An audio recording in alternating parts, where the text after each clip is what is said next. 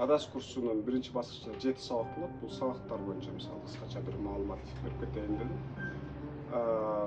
Бир адамдын туура диний ой жүгүртүүсү үчүн проблемалуу травма аралашпаган бир диний түшүнүккө ээ болуш үчүн бул темаларда менимче туура бир түшүнүккө ээ болуу маанилүү.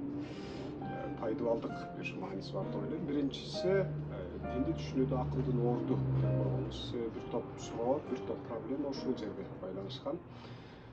Исламда мондай, бул нерсеге уруксат берилбейт, тыюу салынган же бул нерсени сөзсүз кылыш керек деген нерселердин көбүндө шарияттын атынан айтылган нерселерде логикалуу болбой калган учурлар бар, же акыл парасатка көп келбей калган учурлар болот.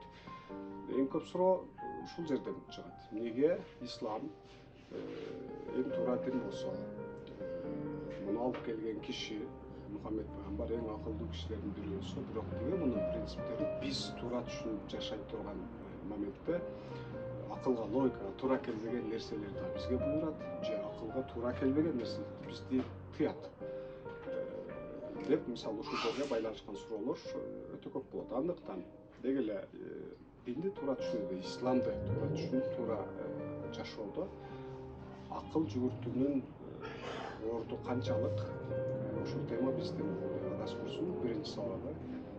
Кеңири ачык талкуу жасайбыз.